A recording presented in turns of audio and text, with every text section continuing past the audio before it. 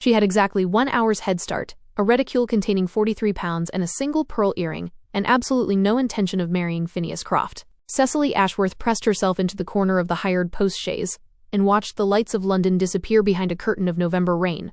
The carriage was cold, the road north was black as pitch, and her guardian, that odious creature Sir Edmund Hale, had no doubt already discovered her absence. She did not care. Let him discover it. Let him rage and splutter into his port.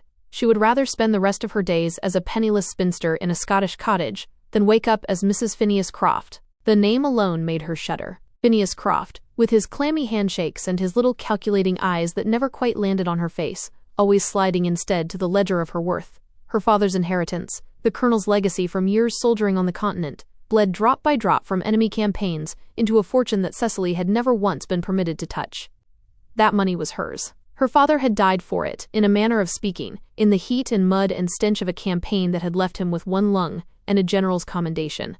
It was hers, and Croft knew it, and so did Sir Edmund, which was precisely why they had shaken hands over her future like men trading horseflesh at a market. She would not. The chaise lurched over a rut, and Cecily seized the strap, her heart hammering. The storm had worsened in the last half hour. She could hear it now.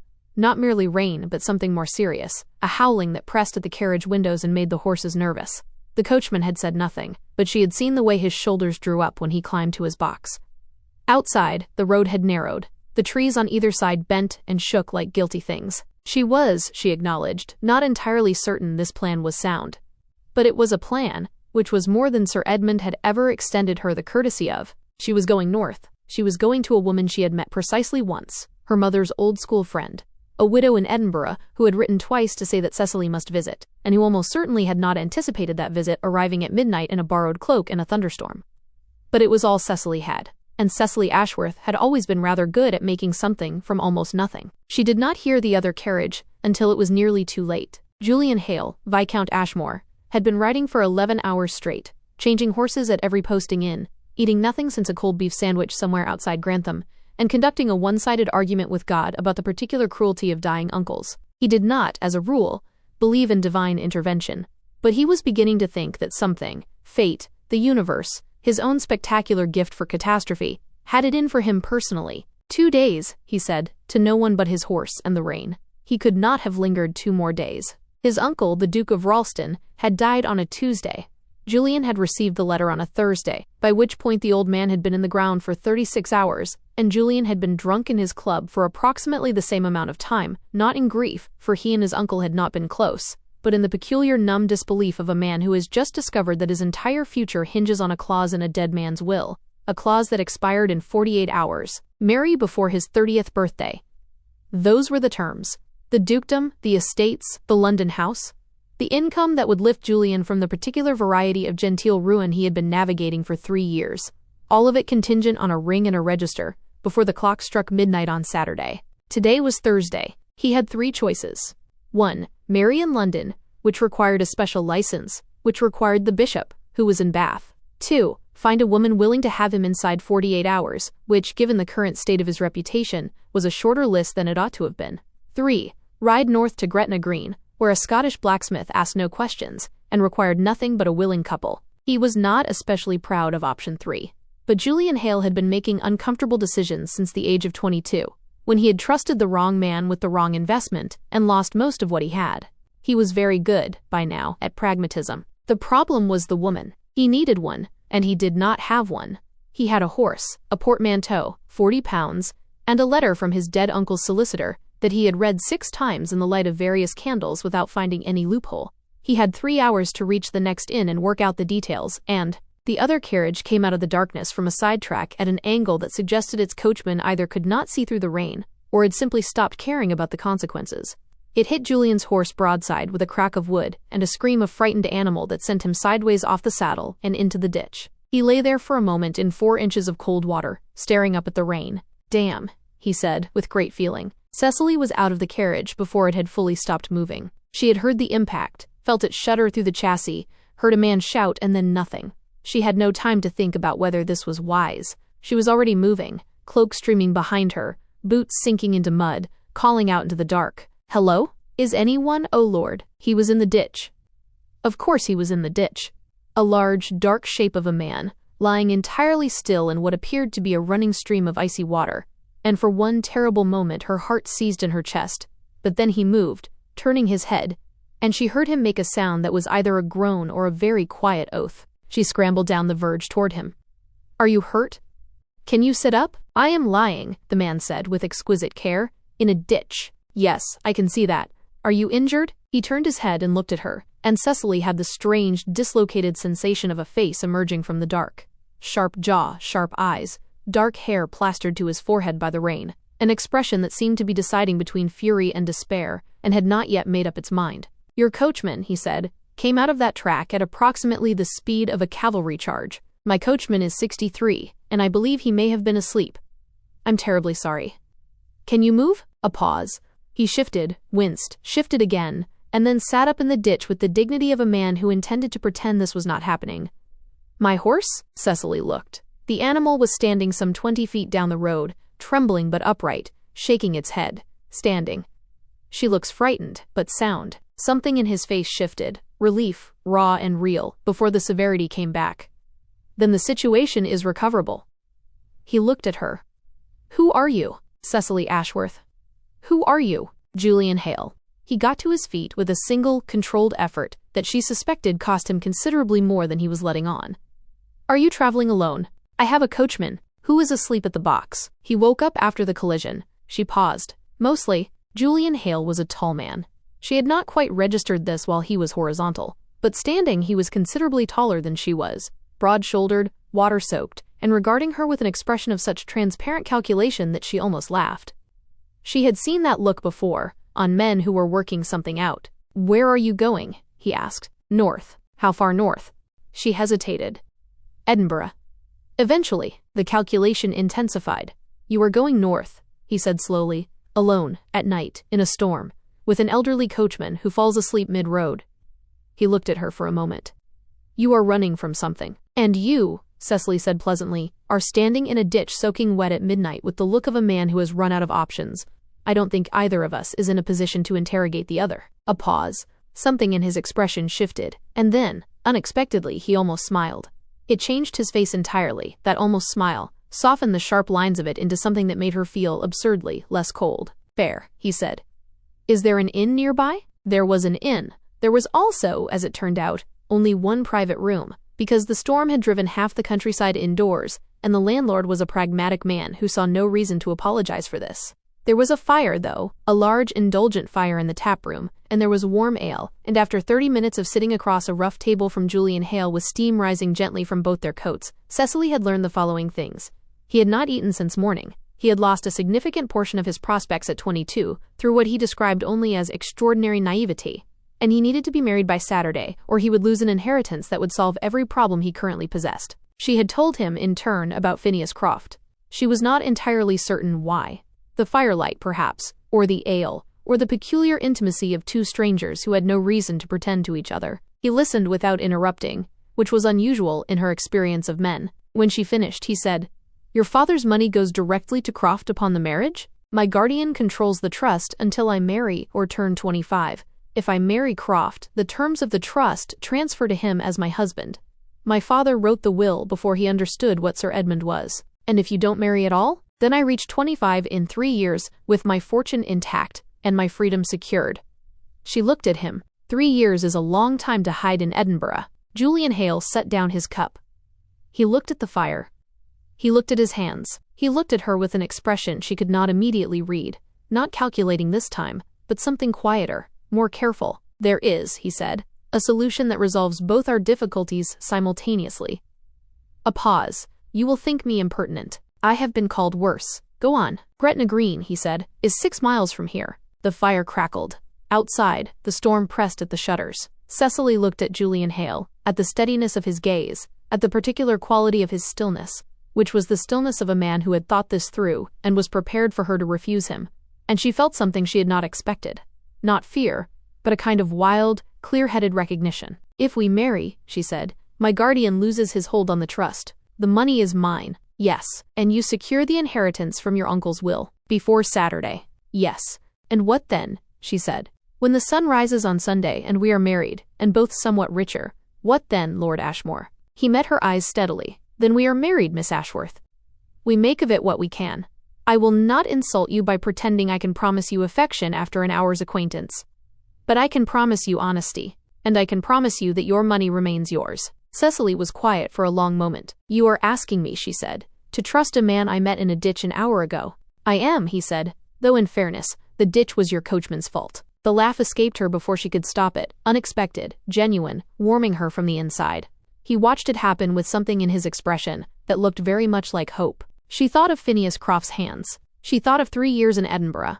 She thought of the fire, and the 6 miles, and the man across the table who had looked at her in a ditch and seen not a problem to be managed, but a person to be negotiated with. Very well, she said. But I have conditions. I expected nothing less. The blacksmith at Gretna Green was a stout, cheerful man named McAllister, who seemed entirely unsurprised to receive 2 soaking wet strangers at 1:45 in the morning, and who charged them £3 and 6 for the privilege of making them legally inseparable. It took 8 minutes. Cecily stood in the low-beamed room with rain still in her hair, and her wet cloak pooled at her feet, and said the words that bound her to a near stranger, and felt peculiarly, not afraid but something else entirely. Something that sat in her chest like the first breath after a long dive under water. Beside her, Julian Hale's hand was warm in hers. Solid. Real. When it was done, McAllister offered them a dram to celebrate, and Julian accepted for both of them without asking, which under other circumstances might have irritated her enormously but tonight felt, somehow, like the correct thing. They stepped outside into a rain that had softened to a fine mist, and Julian turned to her in the dark with the marriage certificate rolled in his coat pocket, and said, very quietly, "Thank you." "Don't thank me yet," she said. "We still have to get through the rest of our lives." That almost smile again. Broader this time. She was beginning to suspect she was in some small, catastrophic amount of trouble. He took out a small notebook and pencil, borrowed a light from the doorway, and wrote rapidly, the tension he had carried all evening finally releasing itself through his hand onto the page. "I must send an express to my uncle's solicitor tonight," he said. "They need confirmation of the marriage before Saturday. There is a boy at the inn who can ride." He tore the page carefully, folded it twice, sealed it with a coin pressed into the fold. When the messenger boy was roused and clattering south into the retreating storm, Julian came back to stand beside her in the mist, and for the first time all evening, the tension in his jaw was entirely gone. "It is done," he said. There was something in his voice when he said it, relief, exhaustion, and something else, something quieter, that made her look up at him. He was looking back. The mist had softened everything, and in this strange suspended moment between the ceremony and whatever came next, she was aware of him with an intensity that had nothing to do with practicality. She was also aware that the inn had only one private room. "We should go in," he said. "You're cold." "I'm not cold," she said, which was technically untrue, but felt entirely beside the point. He looked at her for a long moment, reading something in her face, something she hadn't quite meant to put there, but found she did not wish to take back. Then he offered her his arm, and when she took it, his hand came over hers. Warm. Deliberate. A question and an answer in the same gesture. "Mrs. Hale," he said quietly, testing the sound of it. "Lord Ashmore," she replied, and they went inside. The private room was small and firelit, and entirely, suddenly, very quiet. The landlord had done well by them. A fire banked high, candles on the mantel, a ewer of hot water on the washstand. The bed was wide and draped in worn but clean linen, and the storm outside had gentled to a low murmur against the glass. It was, under other circumstances, a perfectly comfortable room. Under these circumstances, it felt rather charged. Cecily set down her reticule and looked at the fire. Julian set down his coat and looked at the window. They had been remarkably easy with each other all evening. Necessity had stripped away the usual social scaffolding, but now, in the close warmth of this room with the door shut and the world reduced to the two of them, something had shifted. The easiness was still there, but underneath it was something else. Something that had been building, she realized, since he had smiled at her in the tap room, and she had laughed without meaning to. "Well," she said. "Well," he agreed. A pause. "I should say," Julian said carefully, "that there is no obligation. The marriage is legal regardless of, that is, I would not have you feel." He stopped. "Tried again. What I mean to say is that you are entirely at liberty to—" "Julian," she said. He stopped. She turned from the fire and looked at him, this man she had married in a blacksmith shop 3 hours after meeting him in a ditch, and found that she was not frightened, or uncertain, or sorry. She was none of those things. She was simply and clearly aware that she had, at some point in the last several hours, begun to want him quite badly, and that for the first time in her adult life, there was nothing, and no one in the world to tell her she could not have what she wanted. "I am not at liberty," she said. "I am, as of approximately 90 minutes ago, your wife." Something moved through his expression. Careful, then warm, then something that made the breath shift in her lungs. "So you are," he said. He crossed the room. He did not hurry. He stopped in front of her and raised one hand and tucked a strand of still damp hair back from her face, his fingers barely grazing her cheek, and the gentleness of it after such an improbable evening undid her more completely than anything dramatic could have. "I should very much like to kiss you," he said. "If that would be agreeable." "It would be considerably more than agreeable," she said, "and I wish you would simply do it rather than asking." "Noted," he said. And did. It was not a tentative kiss. It was the kiss of a man who had decided, thoroughly and without reservation, and it lit something in her that she suspected had been waiting quite patiently all evening. She kissed him back with equal decision, her hands finding the lapels of his waistcoat, and she felt him exhale against her mouth as though he had been holding that breath for hours. "Your hair," he murmured against her lips, "is a disaster, I know. I was going to say it's extraordinary." His hands found the pins, drew them out one by one with an unhurried care that made her close her eyes, and her hair came down around her shoulders in a dark, tangled wave. He drew back just far enough to look at her. The firelight caught the planes of his face, the dark intensity of his eyes, and she thought, "I married this man. This is my husband." The strangeness of it did not make it less real. If anything, it made it more. "You are," he said quietly, "remarkably beautiful. You are remarkably easy to be married to," she said, "so far." He laughed, low and warm and genuine, and kissed her again, longer this time, his hands moving with purpose now, finding the laces at her back, patient and careful, as though she were something worth taking his time over. She worked at his cravat in return, pulling the knot loose, and when she pushed it away and spread her palm flat against his throat, she felt his pulse, quick and steady beneath her hand. And something about that, the simple physical truth of it, the reality of him, made everything feel very clear. "I should tell you," he said, his lips at her temple, her jaw, the curve of her neck, "that I intend to be an excellent husband." "You have approximately 8 hours to make a convincing start," she said, a little breathlessly. 8 hours, he repeated, and there was something in his voice, warm, amused, intent, that made her laugh even as she pulled him closer. "I shall endeavor to use them well." He did. As the fire burned down to a deep, molten red, the room became a sanctuary of salt and silk and skin. Julian was not merely a man fulfilling a contract. He was a man possessed by a sudden, starving curiosity. He mapped the slope of her shoulders with his mouth, tasting the dampness of the rain that still clung to her skin, his hands possessing her with a slow, heavy heat that made Cecily's blood feel like it was turning to liquid. When his fingers finally brushed the sensitive skin of her inner thigh, the contact was electric, a jolt of pure, unadulterated need that shattered her remaining poise. Cecily found herself arched against him, her fingers tangled in the thick, dark silk of his hair, pulling him closer as a low, desperate sound broke from her throat. There was a raw, primal honesty in the way they came together. No masks, no society, only the frantic friction of bodies and the scent of wood smoke and desire. Julian met her passion with a fierce, answering hunger, his movements becoming more urgent, more demanding, as if he were trying to memorize the very soul of her through the press of her body against his. When he finally sank into her, the world outside the inn ceased to exist. There was only the rhythmic, driving force of his weight, the searing heat of their joined flesh, and the explosive, blinding release that left them both gasping and trembling in the dark. Afterward, they lay in the wide bed with the storm whispering at the glass, her head on his shoulder and his hand moving slowly through her hair, and the room felt extraordinarily, impossibly peaceful. Like the eye of something, like the moment before everything changed. Though everything had already changed, she supposed, 6 miles back at a blacksmith's anvil. "What are your conditions?" Julian said, after a while. She lifted her head. "What?" "At the inn. You said you had conditions."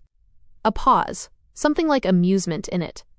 "We rather skipped that part." A laugh escaped her. "My money remains mine." "You said as much already." "It does, unequivocally, and we are honest with each other. Whatever else this becomes, we are honest." He was quiet for a moment, his thumb tracing the curve of her shoulder. "Done," he said simply. "And my condition, you have one?" "One." He turned his head to look at her in the firelight, entirely serious, entirely unguarded, the calculation gone, and something much more interesting in its place. "Give this a fair chance, Cecily. Whatever it is we've started." She looked at him, this improbable man, this stranger who had become her husband between one rainstorm and the next. "That," she said, "is a condition I find I can meet." He pulled her closer. She settled against him. Outside, the storm continued its slow retreat northward, and neither of them slept for quite some time. By morning, the sun was doing something cautiously optimistic through the curtains, and Julian was asleep beside her with one arm across her waist, and his face entirely unguarded, in a way she suspected very few people ever saw. Cecily stared at the ceiling and understood, with perfect clarity, that she was in a great deal more than a small amount of trouble. She was not sorry. She had expected the journey south to be awkward. She had prepared for it, in fact, in the thin gray light of that first morning while Julian was still asleep. She had composed herself, arranged her expression into something sensible, and rehearsed a tone of brisk practicality that said last night was an agreeable anomaly, and we are both adults who understand the terms of this arrangement. She had it entirely ready by the time he opened his eyes. He had looked at her, sleep-rumpled and unhurried, and said, "Good morning, wife," in a voice that was still half dark with sleep and rough with the remnants of desire. Every word of her prepared speech had evaporated completely. This, Cecily reflected, as the carriage rolled south through a morning washed clean by the storm, was going to be a problem. They had settled the practicalities over breakfast, a surprisingly civilized meal of eggs and cold ham in the inn's low-beamed dining room, during which they had divided the remaining tasks between them with the efficiency of two people who had, apparently, a natural aptitude for negotiation when not distracted by fireplaces and proximity. Julian's solicitor, Mr. Pennick, had already received the express. A second letter would follow today, more formal, confirming the date and the witnesses. McAllister had signed his name in large, cheerful capitals, and Julian was requesting the immediate transfer of the estate paperwork. The dukedom would be confirmed within the week. "You will be a duchess," Julian said over his coffee, as though this had only just occurred to him. Cecily paused with her fork midway to her mouth. "I beg your pardon? When the dukedom is confirmed. You married a viscount last night. You will wake up next week as a duchess." He looked at her with that expression she was beginning to recognize, straight-faced but with eyes that were heavy and warm. "I thought you should know. I married a man in a ditch," she said. "In a thunderstorm. In a borrowed cloak. The circumstances were unconventional, I grant you. You are telling me I am to be presented to London society as a duchess. I am telling you that you are a duchess, regardless of presentation." A pause. "Though the presentation will matter, yes. London will have opinions." "London," Cecily said, "always has opinions." She set down her fork. "How bad is your reputation exactly?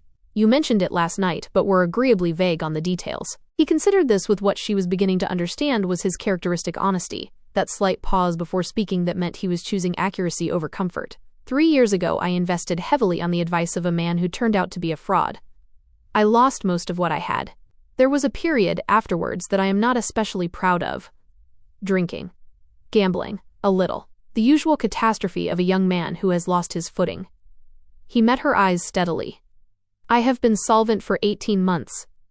I have not touched cards in 2, but the ton has a long memory and a fondness for a ruined man, and I suspect they will be very interested in the woman who caught me." "Caught you," she repeated. "Married me in a Scottish blacksmith's shop at 1 a.m. The ton will have several interpretations of that event, most of them unflattering to one or both of us." Cecily was quiet for a moment. Then she said, "They may think what they like. I have spent the last 3 years being managed, sold, and arranged by men who believed my opinions were decorative. I find I am no longer particularly concerned with interpretations." Julian looked at her across the breakfast table, this woman he had married in a storm, who had marched into a ditch without hesitation and negotiated the terms of her own future with the composure of a general. He felt something shift in his chest, something that had been moving, he realized, since approximately the moment she had laughed at him for the first time. "Good," he said simply. The journey south took 2 days. They stopped the first night at a respectable inn in Carlisle, where Julian secured 2 rooms, which Cecily appreciated both as a courtesy and as a decision she found, privately, slightly disappointing. They dined together in the private parlor, and the ease that had surprised her at the first inn reasserted itself without effort. Conversation moved between his uncle's estates and her father's military history, and the particular nightmare of London in the season and back again, with the natural rhythm of 2 people who had, against all probability, found each other interesting. He told her about his uncle's principal seat, Ralston Park in Wiltshire, 30 rooms, a lake, a library that had not been properly catalogued since the last century, and a head housekeeper named Mrs. Booth, who had been there longer than anyone living and ran the place with the authority of a small empress. "She will either adore you or make your life quietly impossible," Julian said. "There is no middle ground with Mrs. Booth." "I have dealt with Sir Edmund for 3 years, Cecily said. "I am not frightened of a housekeeper." "You haven't met Mrs. Booth." She told him about her father, Colonel Ashworth, who had been in the Peninsula and then Waterloo, and had come back diminished in body but entirely intact in spirit. He had taught her to ride and to read maps and to argue a point to its conclusion. He had died when she was 18 of the lung complaint that had been following him since the campaign, leaving her in the care of Sir Edmund, and the most inconvenient inheritance in England. He sounds, Julian said, like someone worth being the daughter of. It was simply said. It undid her slightly, which she did not show. He was, she said. On the second morning, somewhere south of Penrith, the carriage hit a rut that sent Cecily sliding sideways off the seat entirely. Julian caught her by the arm, his grip firm and grounding. He didn't let go immediately. Instead, his hand lingered against the fine wool of her sleeve, his thumb tracing a slow, absent-minded circle that sent a sudden, sharp shiver down her spine. They were sitting rather closer together than the seat strictly required, and neither of them moved away. His shoulder was a solid, warm weight against hers. Outside, the hills rolled past, going golden in the late autumn light, and Cecily thought, "This is my life now. This is what I chose in a blacksmith's shop in the dark." And the thought did not frighten her at all. It felt like a slow burn, a steady heat that began in her chest and radiated outward. "Tell me about London," she said, her voice a fraction lower than it had been. "Tell me who will hate me, and who will be useful, and who I should charm first." "Directly to strategy," he said, and there was approval in it, something that made her sit up a little straighter. "All right, Lady Hardcastle is the pivot. She is 70, she has been everywhere, and what she says about a new face determines whether that face is received or frozen out. She despised my uncle, but she has no particular feeling about me, which means she is, currently, neutral ground. How does one charm Lady Hardcastle? She is interested in precisely two things: horses and military history." He glanced sideways at her. "Your father's regiment?" Cecily blinked. Then she smiled, slowly, because she saw where he was going. "The 95th Rifles. He served under Beckwith, at Barossa. Lady Hardcastle's late husband was at Barossa." Julian's expression was perfectly straight. "I would call that a considerable advantage. You are remarkably good at this for a man with a ruined reputation." The reputation was circumstantial. The understanding of how things work was always there. A pause. "It is, perhaps, what I am most useful for." She looked at him. The light through the carriage window caught the line of his jaw, the slight crease at the corner of his eye. He was looking at the road ahead, and she could see the thing he was not saying. The shadow under the practicality. The 3 years of careful rebuilding that nobody had particularly noticed or credited. She reached across without thinking, and put her hand briefly over his. He looked down at it, then up at her. Something moved in his face that he did not try to conceal. He turned his palm upward, entwining his fingers with hers, his skin hot and slightly rough against her own.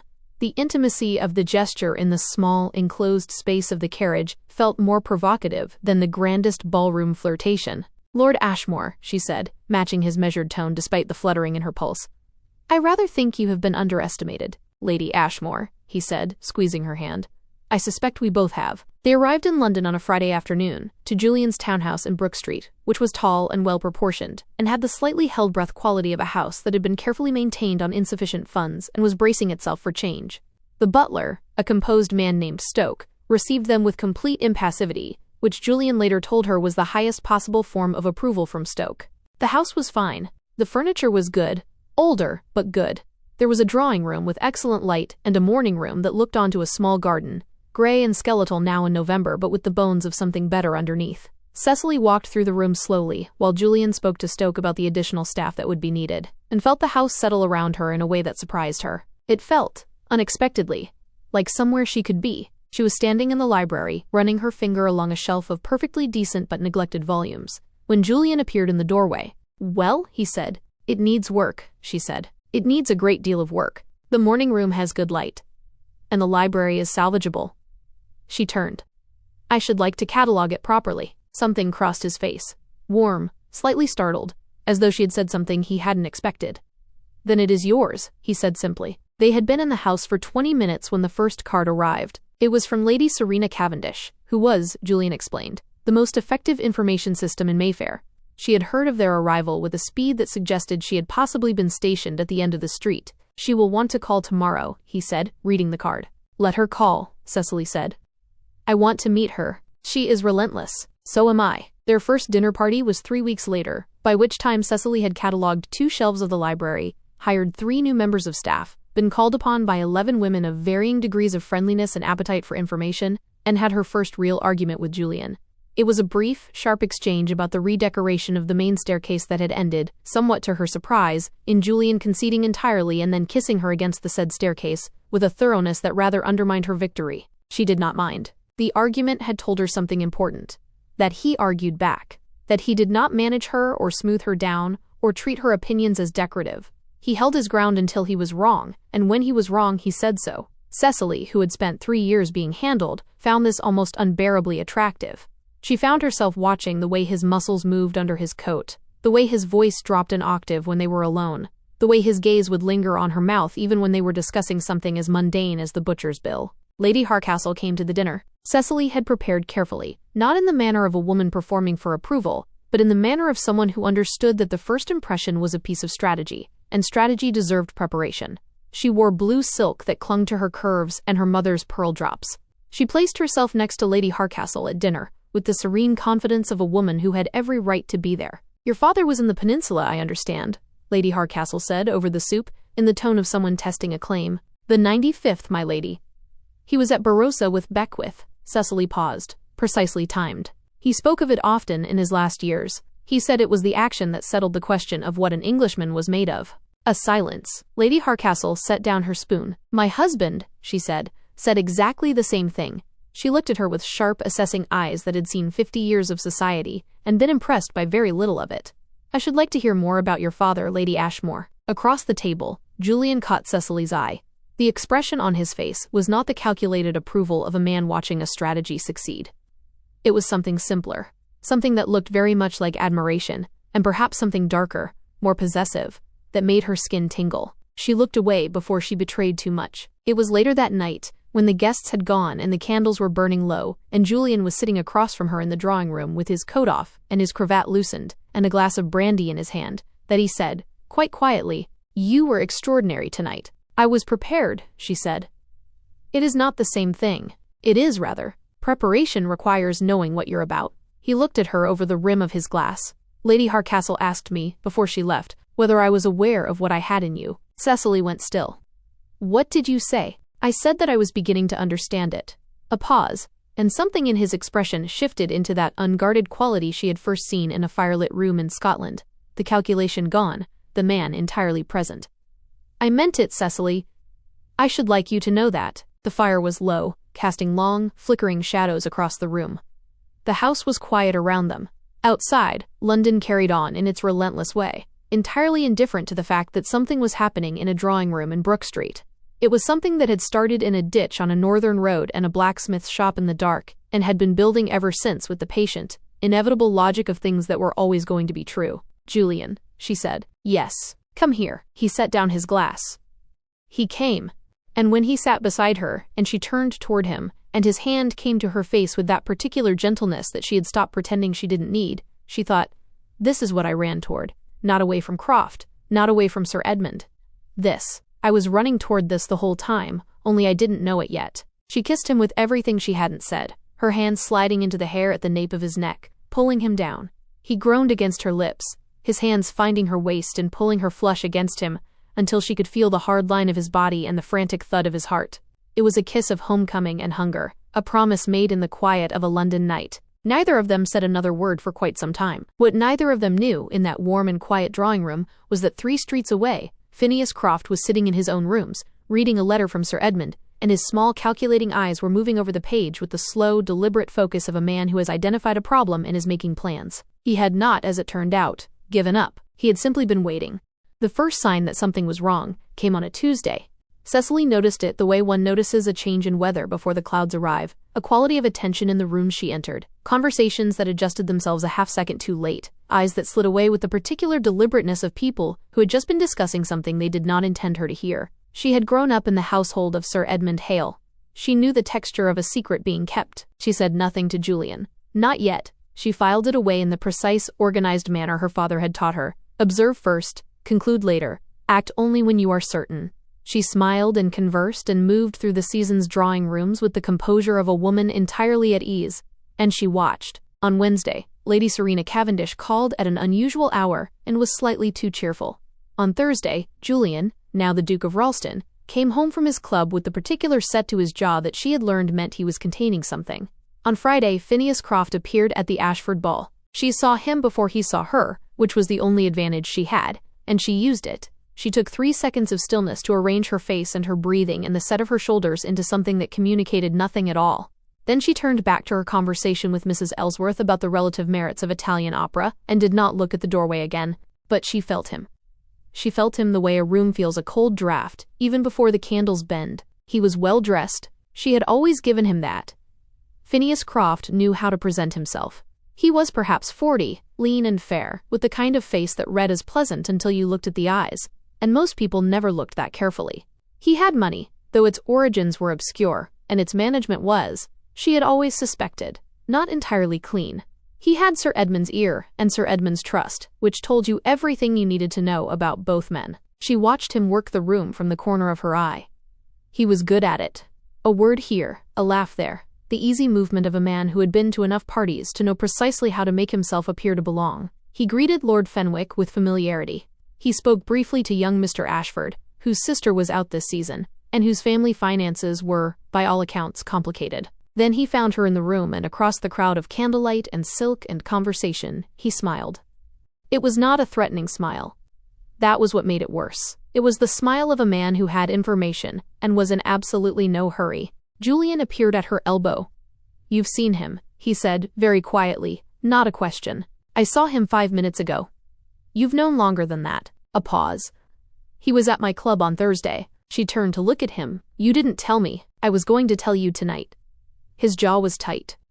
"I wanted to know what he was doing first." "And do you?" "Not precisely. Only that he spoke to several men I know, and that whatever he said, it involved my name." He looked at her steadily. "And yours?" Cecily thought about this. Around them the ball continued in its bright, indifferent way. Music, laughter, the percussion of 100 conversations. She was aware of how exposed they were, standing here in the middle of it, visible to everyone including Croft, who was still watching with that patient, unhurried smile. "Dance with me," she said. Julian blinked. "I beg your pardon? If we stand here with that expression on your face, every pair of eyes in this room will know something is wrong within the hour. Dance with me, and look as though you find me entirely bewitching. You are not usually a difficult man to convince." Something shifted in his expression, the tension fractured slightly, and warmth came through the crack. He offered his hand. "Your Grace," he said with a glimmer of mischief that belied the situation. "I would be delighted." They danced. Julian's hand at the small of her back was a brand, a heavy, possessive weight that seemed to burn through the silk of her gown. As they moved, the new Duke pulled her a fraction closer than was strictly proper, his breath stirring the hair at her temple. If the Duke and his Duchess looked entirely absorbed in each other, no one thought to look for the reason. They saw only the way Julian's thumb traced the line of her spine, and the way Cecily's eyes darkened whenever he leaned in to whisper a confidence. Certainly no one noticed the fair man at the edge of the room, watching them with a small, thoughtful smile, and drawing his own conclusions. The campaign, when it came, was elegant. Cecily could acknowledge that. In the cold, analytical part of her that had always been her best defense. Phineas Croft did not make accusations. He did not spread rumors of the obvious, blundering variety that could be traced back to their source and refuted. He was subtler than that. He planted questions. It began with a story, or not quite a story, more the shape of one, the outline of something allowed to be inferred. That Cecily's flight north had not been, as presented, a young woman escaping an uncongenial arrangement. That there had been, before the Gretna elopement, an understanding with someone. That the Duke of Ralston, who, it was gently noted, had been in some difficulty before this convenient marriage, had perhaps not been the first man on her horizon that autumn. Nothing was said directly. Everything was implied. By the second week of December it had taken on the particular life of a rumor that has found good soil, spreading through morning calls and theater intervals, and the corner conversations of every dinner party Cecily attended. She could see it happening. She could trace its movement the way you trace a fire through dry grass, watching the places where the air changed color. She told Julian on a Sunday evening, precisely and completely, without softening any of it. He listened without interrupting. Then he was quiet for a moment, looking at the fire, and she could see him working through it. Not the emotion first, but the structure of it, the mechanics, what it meant and what it was designed to do. She had come, in these weeks, to recognize and value this quality in him. He did not react. He thought. "He is trying to separate us," Julian said finally. "Yes. If he creates sufficient doubt about your past, about whether the marriage was made in good faith, whether there were prior entanglements, he makes the marriage seem impulsive rather than deliberate. A mistake, perhaps." He looked at her. "And a marriage entered into under false pretenses is potentially a marriage that a clever solicitor might unpick." "Yes." She met his gaze. "My inheritance would revert to the trust, and the trust, until I turn 25, is administered by Sir Edmund, who would promptly arrange a second match with Croft." A silence. He has been planning this since he heard of the marriage, Julian said. The timing at the club, the appearance at the ball. He was establishing himself first, making himself visible and respectable. And then he began. He has the patience of a man who has done this before. Julian's expression darkened at that. Not anger, but something colder. What do you mean? I mean that this is not improvisation. He knew which levers to use, which people to speak to, how to let a question spread without leaving fingerprints on it. He has done something like this before, Julian. I am certain of it. He looked at her for a long moment. I will find out, he said quietly. So will I. The weapon arrived from an unexpected direction. It was Lady Serena Cavendish who brought it, arriving one gray December morning with her usual veneer of social cheerfulness, and, underneath it, the expression of a woman who has decided to do something she considers correct and is working up to it. Cecily gave her tea and waited. I should have told you sooner, Lady Serena said, after the third sip. I was not certain it was relevant, and then I was not certain it was my place. And then last Tuesday I went to call on Maria Fenwick and found that creature had been there before me, and I decided that relevance and place were considerably less important than usefulness. Tell me, Cecily said. 3 years ago, there was a girl, Emily Carver, a baronet's daughter from Worcestershire, her first season, pleasant, not especially worldly. Lady Serena set down her cup with precision. Croft attached himself to her. There was an understanding. Again, nothing formal, nothing that could be held to, but her family believed it serious. And then there were questions raised. About Emily. Her past. A supposed prior attachment. Nothing provable. Nothing direct. Just the shape of something allowed to spread. She paused. Emily went home to Worcestershire and did not return the following season. I heard she married a curate. Her family's financial difficulties were, I believe, resolved shortly afterward. The room was very quiet. He took money from her family, Cecily said. I believe he made the questions stop in exchange for a sum that would leave no paper trail. It was never proved. Emily would not speak of it. Lady Serena's mouth was thin. I should have spoken sooner. I am sorry, Your Grace. Cecily looked at her, steady, precise, the anger in her chest cold and useful. No, she said. You have spoken now, and now is when I need it. She paused. Would Emily speak to my husband, do you think? If it were possible to stop Croft from doing this to someone else? A long pause. I think, Lady Serena said carefully, that Emily Carver married a curate and has 2 small children, and a life she has built very carefully since Worcestershire. I think she would not want her name in the matter. She looked at Cecily directly. But I think she would be willing to write a letter to someone trustworthy, confirming what occurred, without her name attached to the final account. That, Cecily said, is sufficient. Julian came home that evening to find Cecily in the library with 3 letters spread on the desk and an expression he had not seen on her face before. Not the composure she wears in public, not the warmth she allowed in private, but something beneath both of those, something that was simply Cecily Ashworth in her absolute essence, clear-eyed, precise, and entirely certain. He stood in the doorway. What have you found? She told him about Emily Carver. He listened, and then he was still for a moment, and then he said, There will be others. Yes. How many, I wonder? Enough to establish a pattern. And a pattern is not a rumor. A pattern is evidence. She looked up at him. You said you would find out what else he had done. Did you? I have been speaking to Pennock. Julian came into the room and sat across from her, his elbows on his knees, leaning forward in the way he did when he was thinking hard. The investment fraud, 3 years ago, when I lost most of what I had. The man who advised me was a Mr. Graves. I always believed Graves to be the architect of it. He paused. Pennock has found a connection between Graves and Croft. A financial connection. 2 payments, made in advance of the investments I was encouraged to make. Cecily stared at him. Croft engineered your ruin, she said. It appears so. I was, at 26, a reasonably well-off heir with an uncle likely to leave me everything. I was, I imagine, a mark worth cultivating. Something moved in his expression, dark and controlled. I never knew him then. We met socially, once or twice. He was charming. I thought nothing of it. He was positioning himself, Cecily said. If you were ruined, your uncle might look elsewhere for an heir. The dukedom might pass to a different branch. Croft could insert himself, through a marriage, through financial connection, through Sir Edmund, into the orbit of whatever came next. And then my uncle made the will he made, and I had a lifeline, and Croft had to move quickly. Julian's voice was very even. She had learned that this evenness in him was not coldness. It was the opposite, the container that held something far hotter underneath. He needed you married to him before I could be married to anyone. He nearly succeeded, she said. He did not. A silence between them, not empty but full, weighted with 3 years of Julian's diminished life and her own 3 years of managed existence, and the particular dark comedy of two people who had been maneuvered toward ruin by the same man, and had instead, in a rainstorm on a northern road, found each other. "We have a pattern," she said. "Emily Carver, or the letter that can be obtained, your investment fraud, and the payments to Graves. Whatever else you can find." She looked at him. "How do we use it?" Julian was quiet for a moment, and she watched him think, watched him move through it the way he moved everything, without haste, without waste, looking for the line of least resistance and greatest effect. "Not through the law," he said finally. "Not primarily.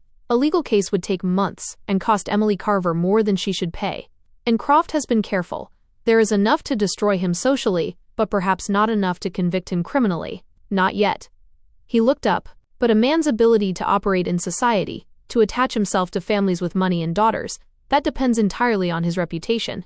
And reputation, in London, moves fast. You are thinking of Lady Hardcastle. I am thinking of several people, and I am thinking that what Croft has been doing for 2 weeks, we can do better." He met her eyes, and there it was. The quality she had first seen in a taproom in Scotland, when he had said Gretna Green is 6 miles from here, with the composure of a man who has found the solution and is simply waiting for agreement. Calm, certain, absolute, not rumors, facts, spoken by the right people, in the right rooms, to those with the influence to act on them. "It will require care," she said. "Everything worth doing does." She looked at him across the desk with its scattered letters and the winter light falling gray and thin through the window, and she felt something she had been feeling for weeks now, and had been refusing to examine too closely because examining it felt dangerous. It felt like standing at the edge of something without knowing how deep it went. She examined it now.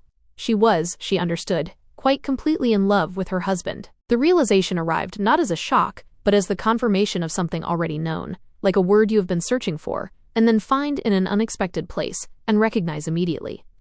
Of course. Of course it was this. It had been this, since a ditch and a fire and a blacksmith's shop, and the patient warmth of a man who had said give this a fair chance, and meant it absolutely, and had given it the same himself every single day since. She said nothing. Not yet. The habit of self-containment was strong, and there was still Croft to deal with, and she did not want to say it for the first time in the middle of a strategy. "Very well," she said, and her voice was entirely steady. "Then we begin tomorrow." He nodded. Then he looked at her for a moment, that particular look, the one that had been making her composure unreliable for weeks, and said, "Are you all right?" "I am considerably better than all right," she said. "Cecily, Julian, I know this has been manageable," she said. "With good company." She held his gaze. "The best I have had." Something shifted in his face, and she thought for a moment he might say something that would make the composure genuinely impossible, but instead the Duke reached across the desk and covered her hand with his. The warmth of it moved through her like a current, and they sat like that in the gray winter light for a long, still moment. Then he said, "We should write to Pennock tonight." "Yes," she said. "We should." But neither of them moved their hands. The blow came 3 days later. It arrived in the form of a visit. Croft himself, calling at Brook Street on a Wednesday afternoon, with the card of a man making a perfectly ordinary social call. Cecily, who was in the morning room alone when Stoke brought the card, felt something cold move through her, and then felt it clarify into anger, which was more useful. She received him in the drawing room. Standing. "Your Grace," he said with a smile. "How well you look, Mr. Croft." She did not invite him to sit. "To what do I owe the pleasure?" "I wanted to offer my congratulations." He glanced around the room with the proprietary assessment of a man inventorying something he still considers his. "You have done well for yourself." "I have," she agreed pleasantly, "though I confess." He turned back to her, and the smile remained, but the eyes underneath it changed, showed her what was actually there, the calculation, the cold patience of a man who had been waiting for exactly this moment. "I have heard some troubling things, Duchess, about the circumstances of your marriage. Certain irregularities." "How curious," she said. "I have heard troubling things as well. About you." A flicker. "Very small." "I beg your pardon. I have been speaking to some interesting people, Mr. Croft, Lady Serena Cavendish most recently, and my husband's solicitor, Mr. Pennock, who has made some remarkable discoveries about a man called Graves, and some payments made in the winter of 1819. She tilted her head. "And there is a curate's wife in Worcestershire, whose story I find quite compelling." The smile was entirely gone now. "You will find," he said, and his voice had shifted, stripped of its pleasantness, "that evidence of the kind you are describing is very difficult to substantiate. You are correct, she said calmly. It is difficult. It is not impossible. Especially when a duke is asking the questions. She looked at him steadily. My husband's title is confirmed, Mr. Croft. He is the Duke of Ralston, and I think you will find that a duke asking questions about the winter of 1819 generates rather more cooperation than you are perhaps anticipating. Silence. The drawing room was very still. You have nothing that will stand in court, he said. I have enough to stand in every drawing room in London, she said, which is, I think, a considerably more effective court for our purposes. Your ability to move in society, to attach himself to families, to conduct the kind of quiet, patient business you have been conducting for years, that depends on your reputation.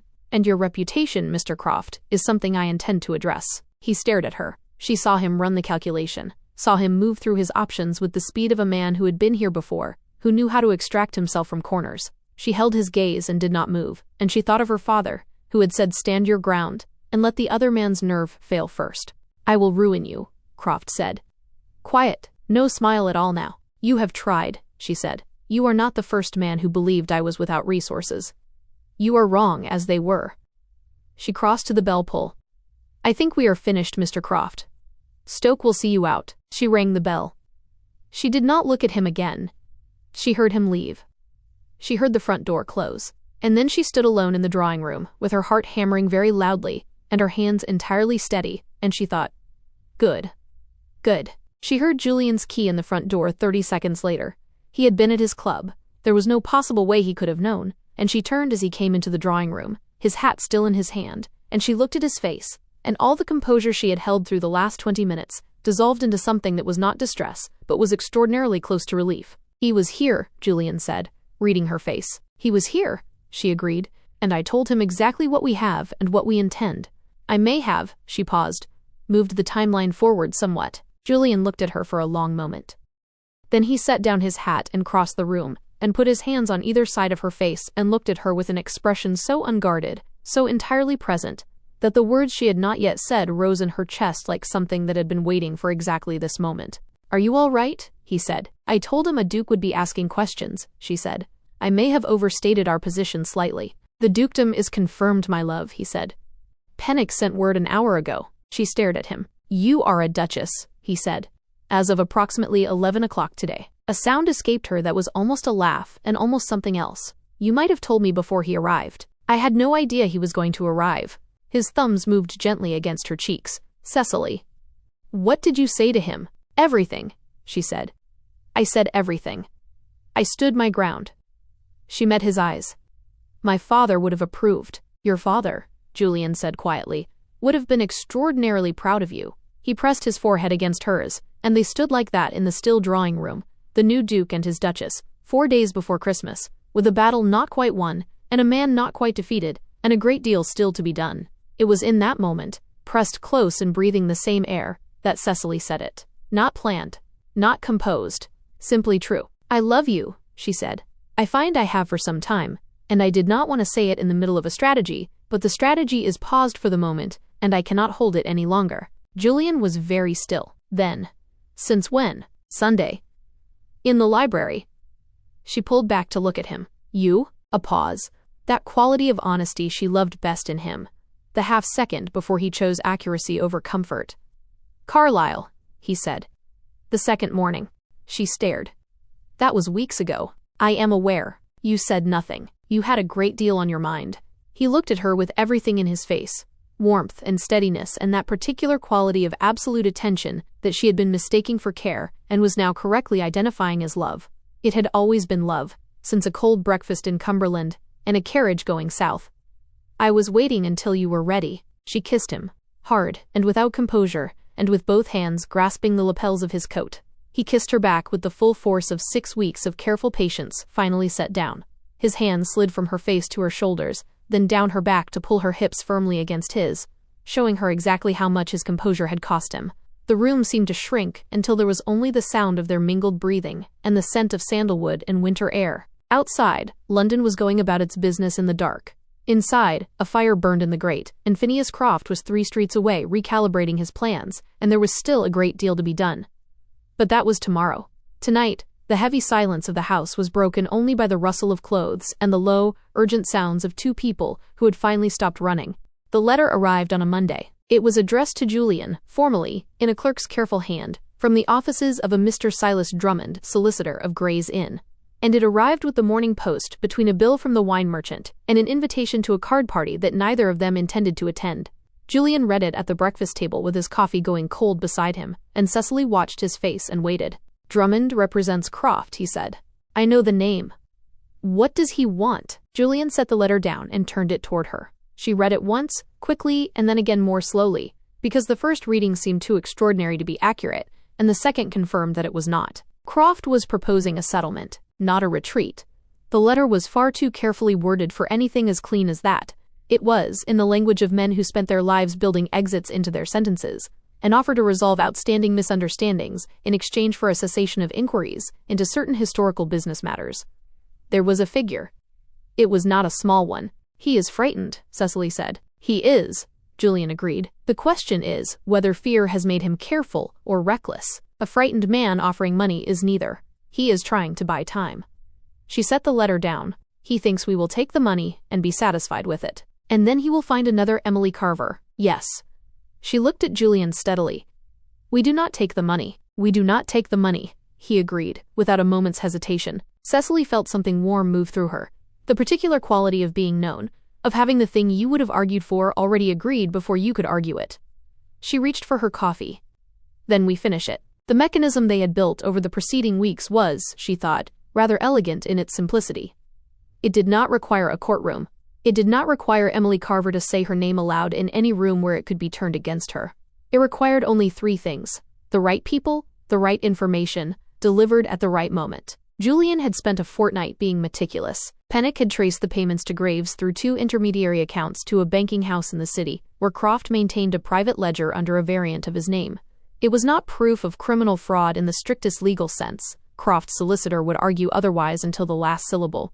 But it was a paper trail, clearly documented, that told an unambiguous story to anyone who cared to read it. Julian had read it to Lord Fenwick, quietly, over port, in the library at Fenwick's house. Lord Fenwick, who had 2 daughters and had recently been considering an introduction between the elder and Croft, had listened in complete silence and then said, very quietly, that he was grateful for the information. Lady Hardcastle had been Julian's idea and Cecily's execution. She had called on the old woman on a Thursday morning, alone, without ceremony, and had sat in Lady Hardcastle's formidable drawing-room and told her everything. About Croft, about Emily Carver, about the winter of 1819, and the payments to Graves, and the campaign of whispered questions that had been moving through the Tun for a month. She told it plainly and without drama, the way her father had taught her to make a report: facts first, interpretation second, conclusion clear. Lady Hardcastle had listened without expression for the entirety of it. Then she had said, "The Carver girl. You knew her?" "I knew her mother." A pause. "I always thought that business was not what it appeared."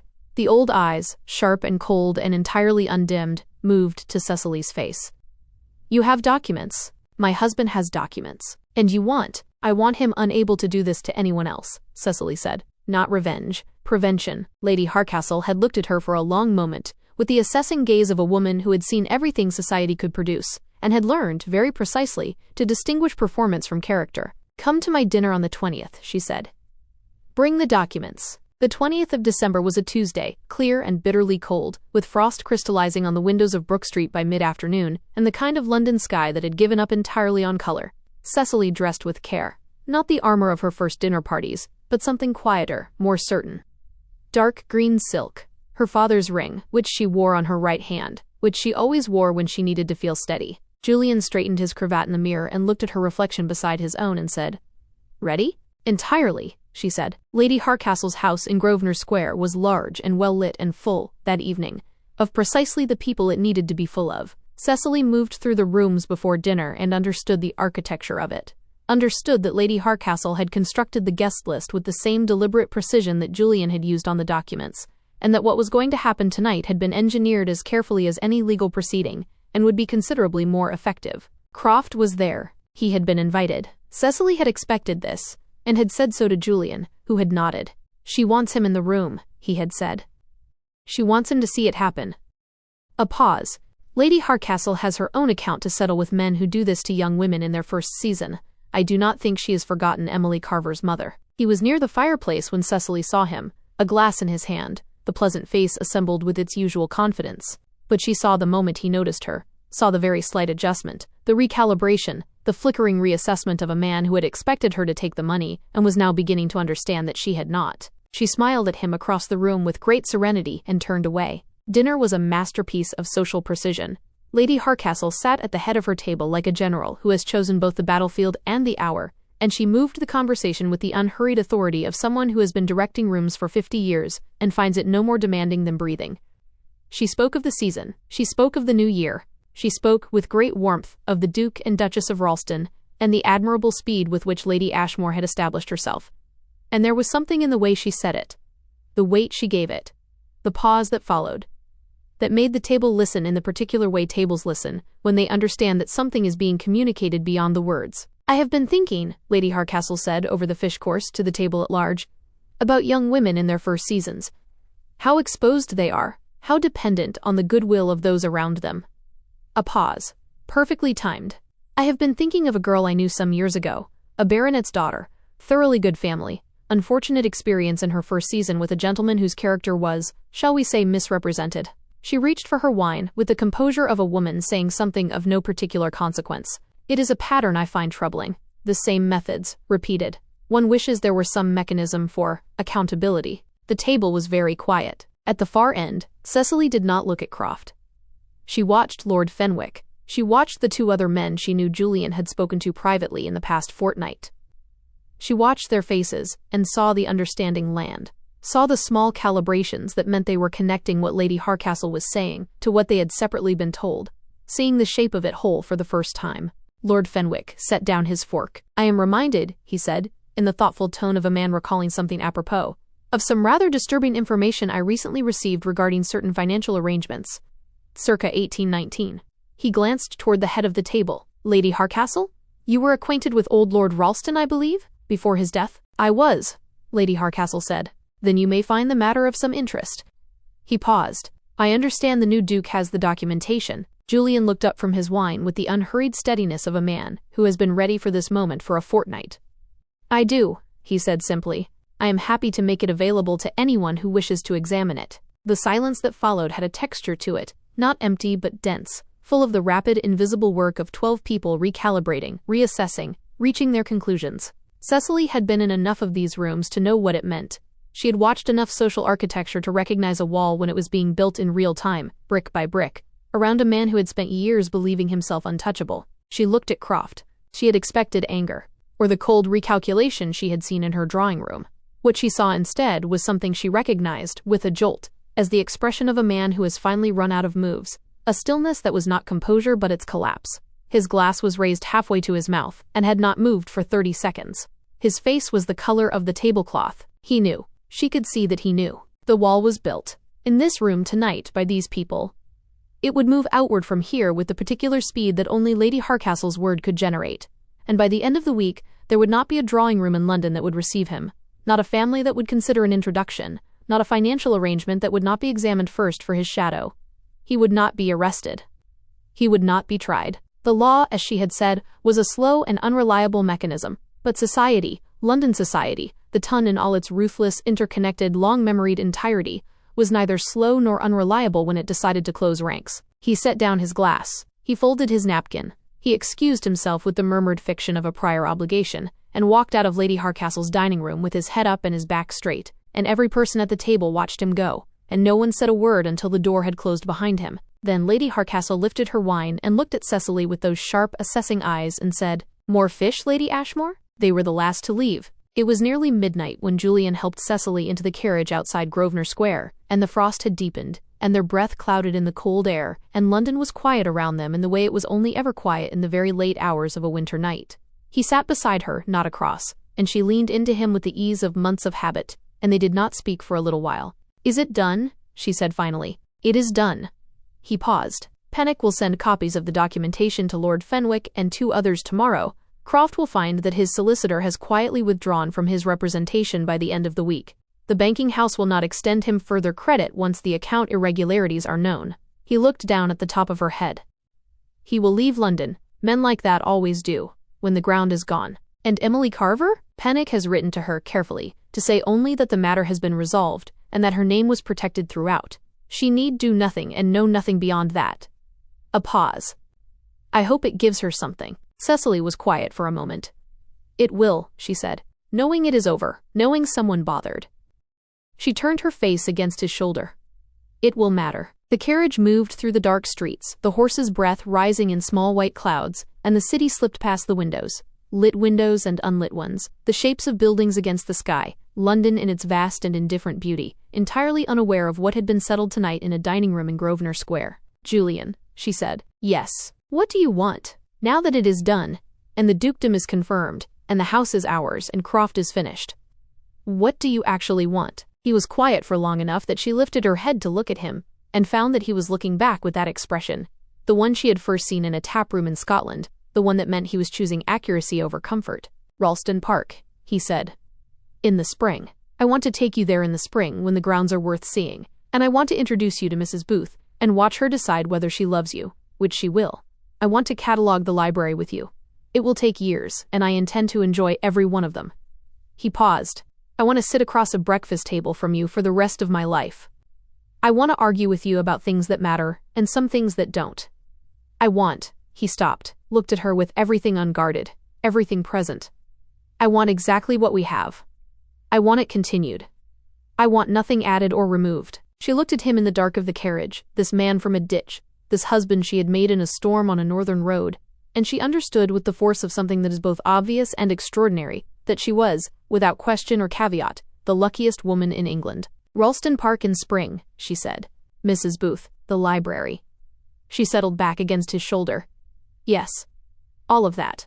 His arm tightened around her. There is one more thing, he said. What? McAllister charged us £3 and sixpence. She blinked. Yes. I have been thinking. For what he actually gave us, he significantly undercharged. She laughed. That laugh, the one that had started in a taproom with warm ale and firelight, and a man who had looked at her in a ditch and seen not a problem but a person. It rose out of her now with the same unguarded ease, and she felt him laugh too, quiet and warm against her hair, and outside the frost glittered on the London streets, and Christmas was 4 days away, and the future was not a negotiated arrangement or a strategic calculation, but simply Julian's arm, and the carriage moving through the night, and the absolute, uncomplicated certainty of belonging somewhere at last. Epilogue. Ralston Park, April. Mrs. Booth was a tall woman of 60, with the eyes of a hawk and the bearing of a retired general, and she received Cecily in the entrance hall of Ralston Park on a Tuesday morning in April with the formal composure of someone who had been preparing for this inspection and intended to give nothing away. Cecily looked up at the hall. Stone floors, high ceilings, a staircase that curved upward with the graceful confidence of excellent architecture, light falling through tall windows onto 30 years of careful stewardship. And then she looked at Mrs. Booth and said, The floors are extraordinary. What do you use on them? A pause. Something shifted in Mrs. Booth's expression, minute, controlled, but perceptible to someone who had spent a year learning to read rooms. Beeswax and turpentine, your grace. My mother's method. I should very much like to know it, Cecily said. My mother never had a house worth the trouble, and I have been waiting years to learn how to keep one properly. Mrs. Booth looked at her for a long moment with those hawk's eyes. Then she turned to the staircase and said, If your grace would follow me, I will show you the house from the top. Julian, behind Cecily, said nothing, but she felt him press a brief, warm kiss to the back of her head as she passed, and when she glanced back, he was wearing the expression she loved best, straight-faced, eyes full of everything. She followed Mrs. Booth up the stairs. Outside, the Wiltshire grounds were doing exactly what Julian had promised. The gardens were coming into color, the lake was silver in the morning light, the trees were fresh and green and alive with the particular energy of a spring that had decided to be generous. The library, she had already established, had not been properly catalogued since 1791. She had, she estimated, about 4 years of work ahead of her. She could not wait to begin. End. Thank you so much for following the journey of the Duke and Duchess of Ralston. If you enjoyed this story of love, strategy, and justice, please show your support for the channel. Don't forget to like this video, leave a comment below telling us your favorite moment from the story, and subscribe to the channel for more historical romances and gripping narratives. Hit that notification bell so you never miss a new chapter. Your support helps us keep the stories coming. See you in the next one.